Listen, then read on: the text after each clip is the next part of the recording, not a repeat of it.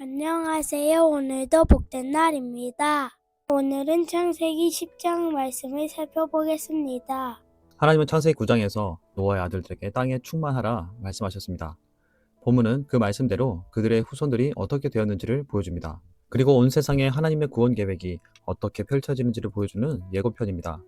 홍수 이후 하나님은 한 가문을 넘어서 온 세상으로 시선을 옮기십니다. 1절입니다. 노아의 아들 셈과 함과 야벳의 족보는 이러하니라. 홍수 후에 그들이 아들들을 낳았으니. 창세기 10장은 홍수 이후 인류의 세계 분포도입니다. 노아의 아들들은 하나님의 말씀대로 생육하고 번성하며 땅에 충만해졌습니다. 그리고 이스라엘 역사에 있어서 거론되던 나라와 도시들의 이름이 여기서 등장하는 것을 보게 됩니다. 하나님은 창세기의 1차 독자들의 시대의 세상이 어떻게 생겨났는지를 설명하십니다. 하나님은 이들이 번성하게 하시고 흩어지게 하시고 민족과 언어와 땅을 형성하십니다. 그리고 2절에서 5절은 야벳의 후손들의 계보입니다. 그 중에서 5절 말씀입니다. 이들로부터 여러 나라 백성으로 나뉘어서 각기 언어와 종족과 나라대로 바닷가의 땅에 머물렀더라. 야벳 계열은 주로 북쪽과 서쪽, 오늘날로 말하면 소아시아, 유럽, 지중해 연안으로 퍼져갑니다. 5절의 핵심은 나뉘었다입니다. 이 나뉨은 하나님이 의도하신 확장과 분산입니다. 야벳의 후손들은 하나님의 말씀대로 온 땅에 충만해졌습니다.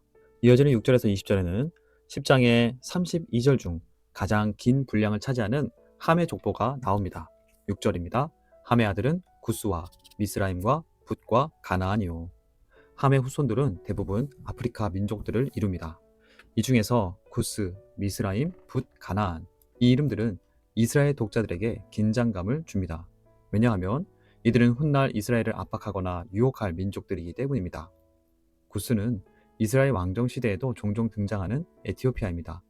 미스라임은 이집트입니다. 미스라임을 애굽이라고 설명하지 않은 이유는 창세기를 받는 이스라엘 백성들에게 히브리어로 미스라임은 이집트를 가리키는 이름이었기 때문입니다. 붓은 이집트 서쪽의 리비아이며 가나안은 이스라엘 백성들이 들어갈 땅입니다. 이어지는 8절에서 12절 말씀입니다. 구스가 또 니므롯을 낳았으니 그는 세상의 첫 용사라. 그가 여호와 앞에서 용감한 사냥꾼이 되었으므로 속담에 이르기를 아문은 여호와 앞에 니므롯같이 용감한 사냥꾼이로다 하더라. 그의 나라는 신할 땅의 바벨과 에렉과 아갓과 갈레에서 시작되었으며 그가 그 땅에서 아수르로 나아가 니느웨와 르호보딜과 갈라와 및 니느웨와 갈라 사이에 레센을 건설하였으니 이는 큰 성읍이라. 함의 후손인 구스의 아들 니므롯이 등장합니다. 그는 세상의 첫 용사라 기록합니다. 하지만 원어의 뉘앙스는 하나님 앞에서조차 거리낌 없는 권력자에 가깝습니다. 그리고 사냥꾼이라고 했습니다. 사냥꾼은 단순히 동물을 사냥하는 자가 아닌 사람을 지배하고 세력을 넓히는 권력 추구형 인물을 의미합니다. 그리고 그의 왕국이 어디서 시작됩니까? 신할 땅의 바벨입니다. 곧 11장 바벨탑 사건으로 이어질 무대입니다. 이 말씀은 홍수 이후에도 죄는 폭력과 집중된 권력이라는 형태로 다시 자라난다는 것입니다. 이어지는 13절과 14절입니다. 미스라임은 루딤과 아나밈과 르하빔과 납두임과 바두르심과 가슬로임과 갑도림을 낳았더라. 가슬로임에게서 블레셋이 나왔더라. 함의 아들 미스라임, 즉 이집트의 후손들입니다. 이들의 이름 중에는 우리에게 익숙한 지명인 블레셋도 등장합니다. 이어지는 말씀은 15절에서 20절까지의 말씀, 가나안의 후손들입니다. 가나안은 장자 시돈과 헷을 낳고 또 여부스 족속과 아모리 족속과 기르가스 족속과 히위 족속과 알가 족속과 신 족속과 아르와 족속과 스말 족속과 하맛 족속을 낳았더니 이후로 가나안 자손의 족속이 흩어져 나아갔더라. 가나안의 경계는 시돈에서부터 그랄을 지나 가사까지와 소돔과 고모라와 아드마와 스보임을 지나 라사까지였더라. 이들은 함의 자손이라 각기 족속과 언어와 지방과 나라대로였더라.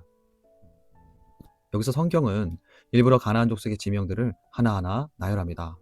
왜냐하면 1차 독자들인 이스라엘은 곧 이 땅으로 들어갈 예정이기 때문입니다. 이런 말씀입니다. 너희가 들어갈 땅의 백성들은 하나님이 없는 자들의 땅이다 라는 것을 알려주는 말씀인 것입니다. 이제 이어지는 계보는 10장의 주인공인 셈의 계보입니다. 함이 10장의 주인공인 것 같지만 하나님의 구원의 계보는 셈의 계보로 이어지기 때문에 성경은 셈의 계보에 주목합니다. 21절 말씀입니다. 셈은 에벨 온 자손의 조상이요 야벳의 형이라. 그에게도 자녀가 출생하였으니.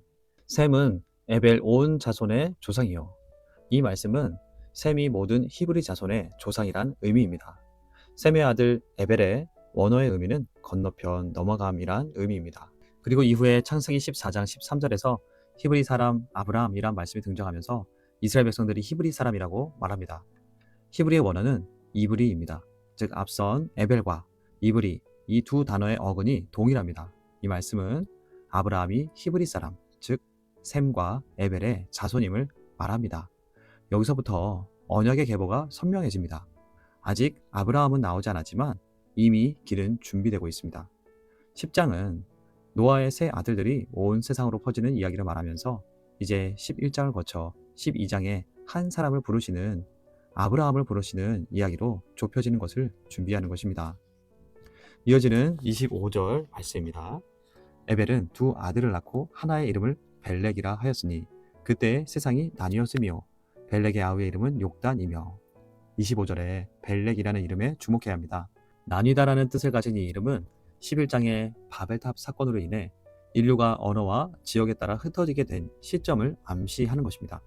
하나님은 인류가 한 곳에 모여 자기 이름을 내는 것을 막으시고 온 땅으로 흩어지게 하셨습니다.